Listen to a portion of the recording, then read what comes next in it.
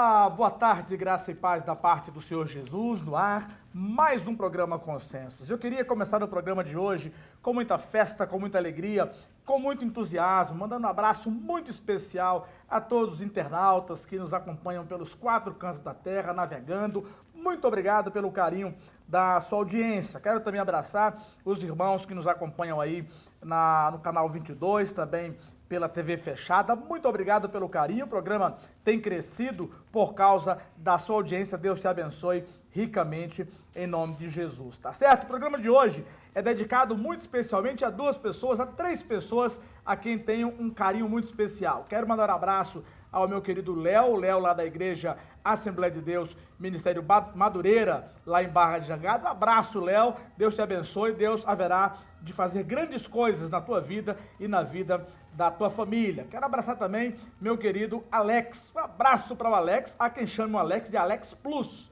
Deus abençoe, Alex, aí no rumo das suas atividades. E olha, atividades importantes. E quero também cumprimentar um telespectador muito especial, o Vado Jogador. Ele que é vereador da cidade de Jaboatão e nos dá a honra da sua audiência. Um abraço, Vado. Deus te abençoe também ricamente em nome de Jesus, tá certo? Eu queria, antes de apresentar o tema dessa tarde e o nosso convidado, lembrar 2 coisas sumamente importantes. A primeira delas é a seguinte: próximo dia 20 de setembro, anote essa data, 20 de setembro, a Igreja Presbiteriana de Prazeres, do meu amigo Paulo Roberto, vai estar comemorando mais um aniversário. Toda a nossa equipe do Consenso, da Folha Cristã, estará presente, estará participando daquele grande evento, grande festa de celebração, mais um ano de organização eclesiástica da Igreja Presbiteriana de Prazeres, e nós vamos estar juntos em nome de Jesus. Outro aviso que eu queria dar também logo no início do nosso programa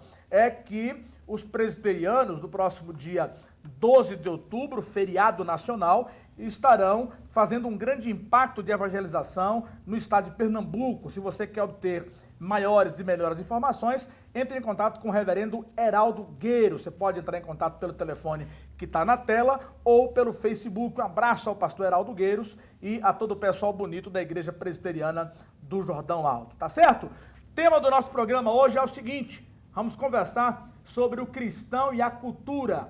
Qual o papel do cristão na vida cultural? Existe aculturação? Existe sobrecultura? Há culturas diferentes, mais importantes do que outras? E nós devemos aplicar o evangelho a toda e qualquer cultura? Quais são os limites dessa aplicação?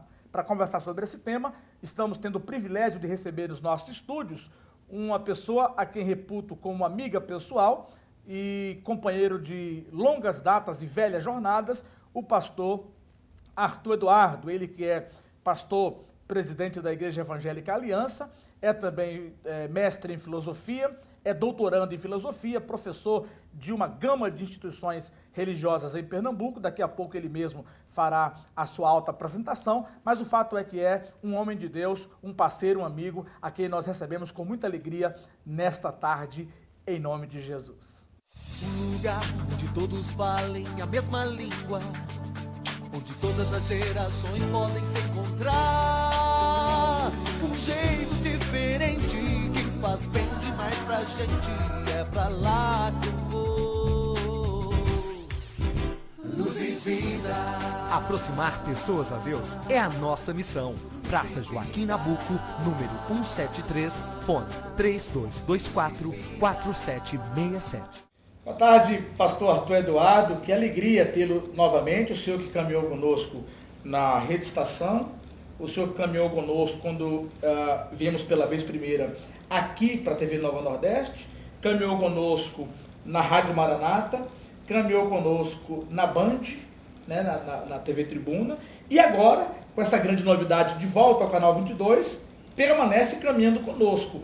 A orientação bíblica é caminhar 2 milhas. O senhor já vai aí para lá de Bagdá, pastor. Seja bem-vindo. Muito obrigado, reverendo Oberval.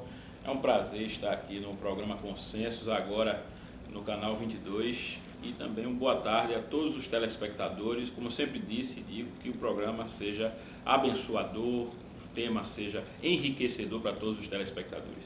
Bom, tema bastante pitoresco, tema bastante importante, eu diria um tema absolutamente relevante, o cristão e a cultura muita gente está escrevendo, discutindo, refletindo sobre a temática. Queria começar, pastor Arthur, tentando conceituar. Primeiro, cristão, a gente já sabe o que é que significa e quem é, mas a cultura, o que é cultura, qual o papel da cultura, qual a importância da cultura? Vamos começar pensando nessa hipótese. Vereador Berman, veja só, a grande questão da cultura hoje, né, é o status que tem se dado à cultura atualmente. Né? A cultura, etimologicamente falando, em termos de origem, a cultura vem de uma experimentação social natural. Né? Essa experimentação da sociedade, ela faz se desenvolver através de costumes, através de crenças, e pela experiência a sociedade vai formando, vai cultivando aquilo que nós chamamos de hábitos sociais, práticas, costumes, o seu código de ética, etc. São esses costumes cultivados que nós chamamos de cultura. Né? Cultura vem de culto ou cultivo. De modo que a cultura hoje, ela vem ascendendo, ela vem crescendo e alcançou um status de algo que é quase sagrado, intocável de determinadas populações, determinadas populações geograficamente espalhadas, ou até várias culturas dentro de uma única parcela social. De modo que o termo cultura hoje, apesar de ser um termo mais elástico, dinâmico, também é um termo que alcançou um status bastante elevado. Né? Léo gosta de elogiar o consensus e costuma dizer que o programa ele fica cada vez mais dinâmico, mas também isso é responsabilidade dos nossos convidados. A primeira resposta que o pastor Arthur deu, já tem aqui pano para as mangas para fazer 10 programas. Eu quero pegar a sua deixa, uma fala que o senhor concluiu a sua reflexão, a sua corrente conceptiva. O senhor fala então que existem várias culturas dentro de uma cultura. Como é que é isso, pastor? Podem existir, né, várias culturas dentro de uma determinada população, como acontece hoje nos grandes centros urbanos. O caso nosso de Recife, de Jaboatão, né, da RMR, por exemplo, né, Olinda, a região metropolitana do Recife. Você tem várias aglomerações humanas.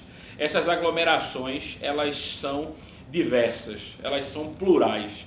Elas cultivam manifestações religiosas, manifestações enfim, de N tipos. E como é que eu estabeleço quem é que prevalece? Como é que eu sei que existe uma cultura nordestina ou uma cultura pernambucana? Como é que eu sei que existe uma cultura brasileira? Se existe essa diversidade, esse mosaico cultural, pastor Arthur? Justamente pelo status que a cultura ela tem hoje no âmbito humano, né? No âmbito das relações humanas.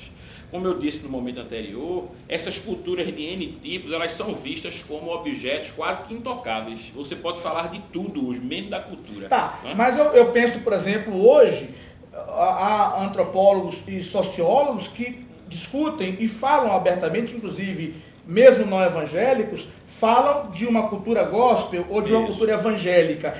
Essa também é intocável? Todo tipo de manifestação cultural, pelos parâmetros que vêm sendo estabelecidos no Ocidente, são intocáveis. Desde que essa cultura ela não seja uma cultura de destruição, mas todo o âmbito cultural ele é considerado hoje praticamente como algo sagrado. Isso é bom ou ruim? Olha, há uma tentativa, que é uma tentativa benéfica de preservação de costumes, alguns dos quais estão quase não mais existindo, quase inexistindo. Mas, ao mesmo tempo, nós temos subculturas, que são movimentos que nascem no âmbito cultural, que se põem como superiores aos demais. Né? Então, esses movimentos que se respaldam sob a proteção do aspecto cultural e se colocam acima dos demais, como nós temos visto agora recentemente, N exemplos no mundo inteiro, eles são prejudiciais. Daí de onde surge o etnocentrismo? Onde surge o etnocentrismo. Por exemplo, os islâmicos, me permita dizer, eles têm uma tática hoje, né, de preservação das suas práticas, que é atrelá-las à cultura. Quando você atrela a prática religiosa a uma cultura, aquela prática se torna hoje intocável. É o que está acontecendo, por exemplo, no Brasil, quando você fala de uma cultura afro, por exemplo? Quando se fala de uma cultura afro, quando se fala de uma cultura LGBT, quando se fala de uma cultura LGBT? Isso. Tem se falado nisso? Tem, e os movimentos LGBT, que não são bobos, né, eles têm se prevalecido do guarda-chuva protetor da questão cultural. Mas, pastor, eu queria entrar um pouquinho na Bíblia e entrar um pouquinho na concepção religiosa e evangélica, que é justamente a área onde o senhor navega com mais fluidez. Essa cultura evangélica, eu posso dizer que ela é direcionada, dirigida, que quem estabelece o ritmo dela é a igreja pentecostal? Eu digo isso porque, por exemplo, há no inconsciente coletivo a concepção de que ser crente, ser evangélico, é ser aquele protótipo que o crente pentecostal demonstra e ensina. Isso também já está arraigado no inconsciente coletivo e se tornou um padrão cultural, pastor? Você fala de usos e costumes. Usos e costumes, né? E práticas de modo geral. Uma igreja que, por exemplo, não adota a prática do apelo nas suas habilidades e no seu conteúdo dogmático teológico, me parece ser uma contracultura, porque já está consignado na cabeça do brasileiro, por exemplo, que o evangélico, depois da mensagem, fará um convite, né? Os usos e costumes, a questão de calça, a questão de saia, de bebida alcoólica, de práticas esportivas, do próprio exercício de práticas culturais, como na academia, que o senhor vai falar daqui a pouco, nas artes, nos esportes, na ciência. Me parece que um padrão, um protótipo, um paradigma, um perfil do evangélico foi estabelecido culturalmente. E isso me parece muito fortemente definido, não? Porque as subculturas, elas são muitas vezes classificadas pelo seu maior proponente. E hoje, atualmente, o maior proponente da dita cultura evangélica é o meio pentecostal. Então, o meio pentecostal tem algumas práticas que lhes são características. É por isso que este meio, muitas vezes, erroneamente, ele é tomado à parte, é tomada pelo todo, né? É importante que o telespectador saiba que quando se fala hoje em evangélico, nós estamos falando num termo muito elástico. Nós estamos falando num termo que praticamente se dissolveu ante a sociedade ocidental, porque evangélico é um espectro que abrange hoje grupos das mais distintas práticas, né, e imagináveis práticas. O bispo Robson Cavalcante, desculpe a interrupção abrupta e talvez inconveniente, mas o bispo Robson, que ladeou o senhor em tantos programas, consensos em saudosa memória, dizia que no Brasil o conceito de evangélico quase que está restrito a anticatólico e anticardecista. Quem não é católico e não é kardecista, normalmente vai ser considerado evangélico. E isso, ao contrário do que pode parecer, na verdade não é uma restrição do termo, mas é uma elasticidade do mesmo, né? Essa é uma abrangência do termo. Então, hoje, quando se fala em evangélico, reverendo Oberval, eu não gosto muito de usar esse termo cultura cristã.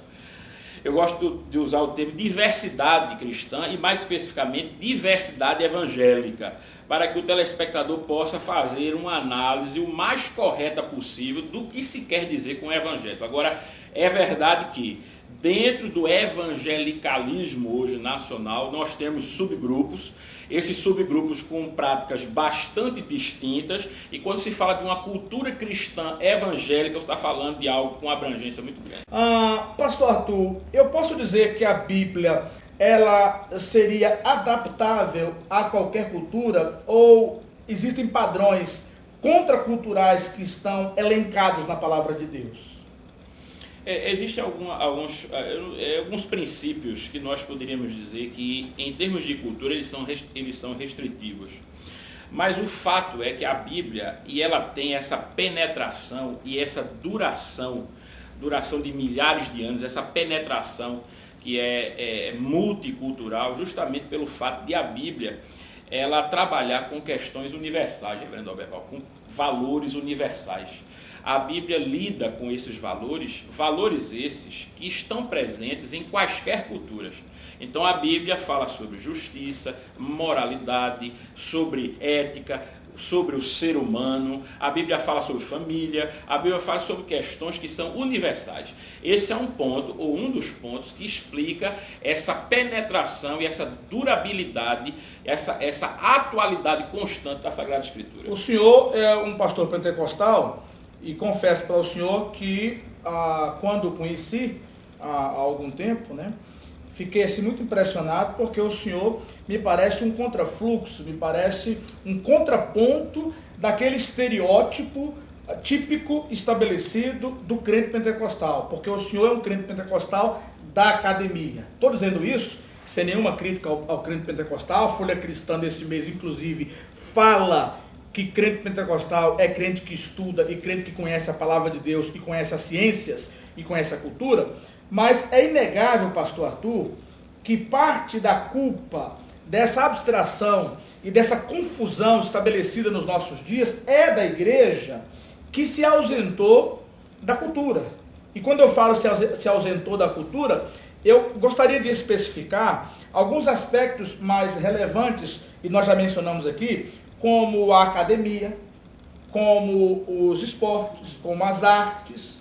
Estou aqui aplaudindo efusivamente o pessoal do filme Você Acredita. Aliás, nós estamos sorteando para os telespectadores. Você pode mandar a sua mensagem para o 99530-1112 para ganhar o ingresso para assistir esse grande filme, esse grande trabalho, aí utilizando a sétima arte para poder apresentar os valores cristãos. Mas, via de regra, não vinha sendo esta a tendência da igreja dos nossos dias, pastor. Ela se ausentou, ela largou, ela estabeleceu um hiato nesse papel tão importante e relevante que ela tem. Por que isso aconteceu? Por uma questão, penso eu, de má interpretação acerca do papel da igreja como agente de transformação, de relevância no mundo que a cerca, né? Porque a igreja, como disse o Senhor Jesus na oração sacerdotal, a igreja está presente no mundo, e o Senhor Jesus, naquela oração, em João capítulo 17, ele pede a Deus que livre os seus discípulos do mal, mas que não os retire do mundo, porque os discípulos seriam agentes de transformação do mundo. Quer dizer, durante a história da igreja, os grandes ícones da igreja cristã pensaram assim. Eles pensaram em atuar de maneira relevante e transformadora do seu ambiente cultural. Quer dizer, a igreja passou por um período em que ela se distanciou desse propósito, que é um propósito precípio, premente nas Sagradas Escrituras. De modo que muito recentemente, e eu louvo a Deus, eu exalto a Deus por isso, porque eu creio que Deus, o próprio Deus, tem despertado a igreja para que a igreja volte a assumir esse papel transformador, a esse papel que lhe serve, né? Se lhe apresenta hoje, todo dia, como um desafio, e a igreja, ou pelo menos parcelas da igreja, têm encarado esse desafio, né? Seja na política, seja nas artes, seja nos esportes, como o reverendo bem falou, enfim, nos meios de comunicação, em todas as áreas em que a igreja cristã deve mostrar a sua preponderância. Deixa eu provocar o senhor, porque o senhor é caracterizado como sendo alguém que não tira o braço da seringa. O senhor não tem medo de falar a verdade. Bem objetivamente, um crente que tem vocação, por exemplo, para vida artística, ele deveria, eu vou usar uma expressão pesada para provocar o senhor, se emiscuir, por exemplo, com o mundo artístico, para lá ser diferente, fazer diferença, e assim, por exemplo, também pensar na perspectiva artística musical. Eu posso pensar num crente que está cantando no MPB, ou num crente que está fazendo novela da Globo? O cristão, ele tem uma questão pessoal, né? Ele tem um comprometimento, primeiramente, o verdadeiro cristão, com a Escritura que baliza e direciona o seu caminho, baliza e direciona a sua vida. Se ele for fazer quaisquer atividades que, porventura, comprometam, né, este compromisso prévio que ele tem com Deus e com a Escritura, ele deve negar-se a fazer, mesmo que ele tenha boas intenções. Por quê? Porque nós vivemos em um mundo em que as pessoas elas julgam muito as aparências. De modo que o cristão ele deve ser um agente transformador, mas sempre pensando na preservação da boa imagem do Evangelho. Porque se o seu atuar, não é, no meio secular difamar o Evangelho por qualquer motivo, ele vai estar fazendo, reverendo Abel, mais um mal do que um bem. Isto significa então, estou entendendo as entrelinhas, que um evangélico, por exemplo, artista musical, não poderia ou não deveria cantar, por exemplo, o MPB? A consciência dele é livre, para que ele, se ele tiver com a consciência livre, se ele estiver em plena consciência. O senhor não quer responder, né? Não, eu estou respondendo. Sim. A consciência dele é livre. Eu posso ter uma opinião que divija da dele. Agora, se essa consciência, se o que ele está fazendo, melhor dizendo, está ferindo a consciência que ele tem, ele deve parar de fazer imediatamente. Então é um elemento subjetivo, eu não tenho um padrão objetivo para disciplinar a matéria. Exatamente, é algo que ele deve pensar em Deus objetivamente não fala nada sobre o assunto. Não é que Deus não fala objetivamente.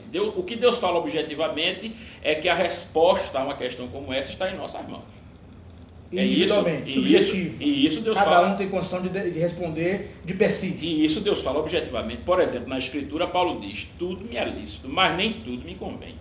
É uma maneira de, objetivamente, Deus dizer que uma resposta como essa pergunta que o senhor está fazendo está em nossas mãos. Tá. E a prática eclesiástica, vamos pensar um pouquinho na questão mais global, a prática eclesiástica evangelizadora da igreja que se propôs a ser brasileira, a ser tupiniquim, a ser verde e amarela, não me parece um pouco distanciada dos princípios escriturísticos, não, pastor? Não, porque há uma palavra que você inclusive falou, no início do programa, chamada aculturação. A aculturação é algo que é... Tremei essa palavra porque estaria com o senhor. A aculturação é algo que é incentivado, inclusive, nas Sagradas Escrituras, mais especificamente no Novo Testamento. A igreja ela deve ambientar-se, sem contudo se descaracterizar. De modo que a igreja brasileira é composta de brasileiros. Brasileiros que têm práticas brasileiras, que têm costumes brasileiros. Mesmo em meio a essa tendência deflagrada pela revolução da internet agora, com essa coisa do mundo ser uma grande aldeia, você ainda fala nisso? Existe uma cultura localizada, não há uma cultura mundial hoje estabelecida? Pergunto isso usando um exemplo raso e sui generis. Os meus meninos, e os meninos de vários jogadores, de Nildo que esteve aqui, diferente da nossa geração, não torcem para o Vasco, Flamengo, Botafogo, Sport e Santa Cruz. Eles torcem para o Milan, para o Boca Juniors, não. O Boca Juniors está pior do que os nossos. Torcem para o Milan, torcem para Barcelona, Real Madrid. E pior do que torcer é o que João Pedro me faz. João Pedro com 6 anos de idade, meu menino. O Ben 4. João Pedro me escala o time. Ele conhece os jogadores do Real Madrid, do Barcelona e daquela leva de times da Inglaterra, que eu não sei nem quais são os times da Inglaterra. Na nossa época não tinha isso, pastor. O senhor era Vasco e continua sendo Vasco. Eu sempre fui um torcedor fiel do glorioso Esporte Clube do Recife. E eu sempre defendi a bandeira vermelha e preta. Mas, respondendo a sua pergunta, reverendo Abel, nós temos realmente hoje um desafio, que é o desafio da aldeia global, da globalização. Os costumes das diversas culturas mundiais estão sendo colocadas todas em um fervilhão e estão sendo trabalhadas em relações humanas, políticas, sociais, econômicas, culturais, nas diversas culturas espalhadas pelo planeta, porque nós estamos nos vendo hoje como a raça humana, o ser humano. Isso é bom por um lado e apresenta-nos desafios por outro. São esses desafios. O desafio de uma geração que vem hoje, uma geração tecnologizada, que tem acesso às informações em tempo real, que lida com questões que nós, na nossa geração, passávamos meses para podermos processar, hoje elas passam minutos. Então nós temos uma mudança drástica nos padrões de relações interpessoais humanas. E isso interfere na palavra de Deus? E isso a igreja precisa estar atenta a essas transformações para que ela não fique defasada por demais, que é o que aconteceu em alguns aspectos com a igreja romana. E é por isso que ela foi muito criticada e ainda é.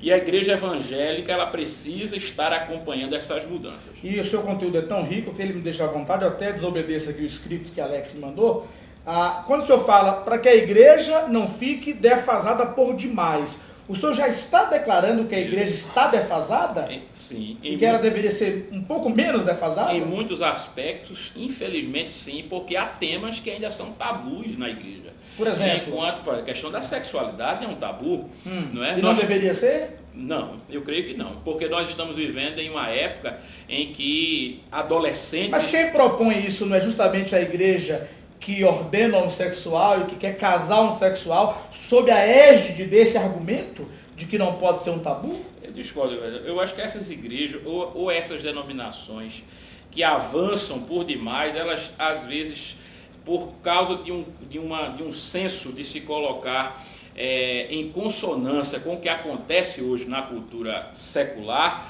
muitas vezes essas denominações atropelam os princípios cristãos. Mas a igreja dita conservadora, seja ela pentecostal ou não, a igreja dita conservadora, ela precisa se atualizar sim com os temas que estão sendo debatidos nas escolas, com os temas que estão sendo debatidos nas universidades, com os temas que estão sendo debatidos na mídia televisiva, na mídia escrita, de modo que eu penso que a igreja precisa assim acordar para alguns temas que já estão batendo na sua porta. Muito bem, eu estou tendo o privilégio de receber nos nossos estúdios o pastor Arthur Eduardo. Infelizmente o nosso tempo aqui é exíguo e nós já não podemos mais conversar, mas eu assumo o compromisso de trazer novamente o pastor Arthur aqui para darmos sequência a esse bate-papo tão importante e tão relevante. Antes da gente concluir, eu queria lhe apresentar mais uma vez a Folha Cristã. Folha Cristã é um jornal de circulação na região metropolitana, sobretudo em Jaboatão. É o Jornal da Família Cristã. Ouça esse recadinho aí.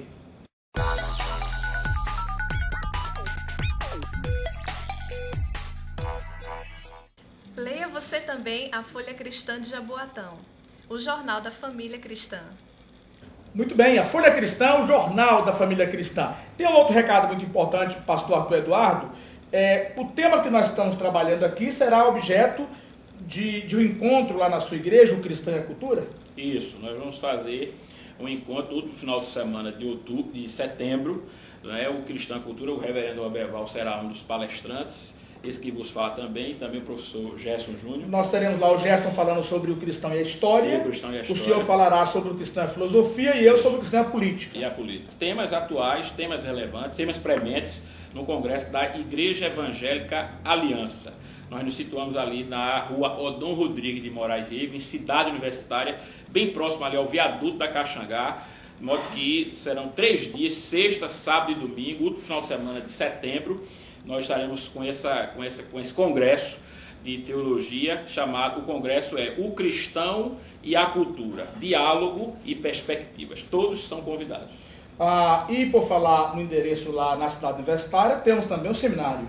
Isso, nós temos um instituto que eu abri recentemente, o IALT, Instituto Aliança de Linguística, Teologia e Humanidades. Nós temos vários cursos hoje acontecendo no IALT, curso de inglês, curso de português, com validação de teologia, um bacharel em teologia já com reconhecimento do MEC.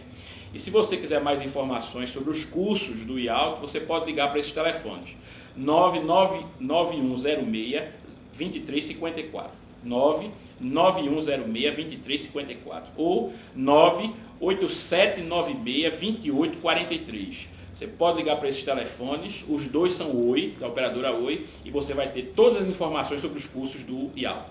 Muito bem, eu queria concluir o programa desta tarde, mandando um abraço muito especial para o meu querido Porto, o doutor Porto, ligado no Consenso, dizendo que Jaboatão hoje tem, através do Direito Nosso de Cada Dia, Reclama Brasil, tem uma entidade que defende, que assegura e que garante o seu direito. É o Direito Nosso de Cada Dia, Reclame Brasil. Você saberá muito mais sobre esse grande investimento, essa grande ação social de cidadania promovida aí em parceria com o programa Consenso e com o jornal A Folha Cristã. Tá certo? Muito obrigado pelo carinho da sua audiência. Deus permitindo, na próxima semana, no próximo domingo, estaremos aqui mais uma vez com o programa Consenso. Forte abraço, fica com Deus. Em nome de Jesus, pastor Arthur vai nos elevar a Deus com a palavra de oração.